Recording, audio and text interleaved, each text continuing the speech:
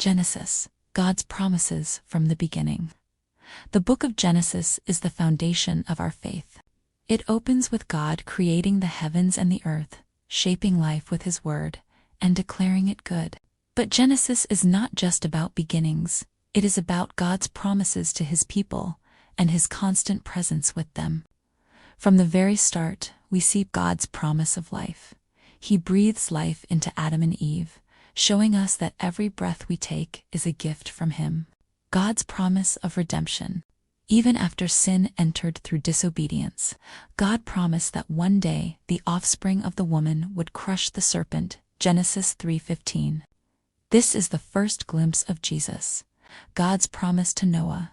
After the flood, God placed a rainbow in the sky, declaring His covenant that He would never again destroy the earth by water. This reminds us that even in judgment, God's mercy prevails. God's promise to Abraham. God called Abraham to leave his homeland and promised to make him a great nation, bless him, and make his descendants as numerous as the stars, Genesis 12:15, 17.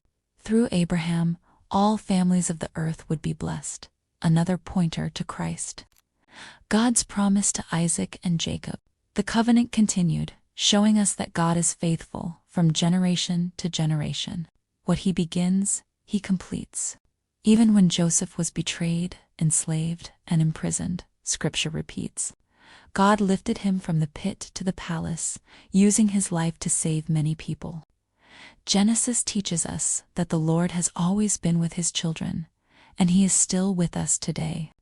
Just as He walked with Adam, guided Abraham, protected Jacob, and elevated Joseph, He is walking with us through every trial, every season, every uncertainty.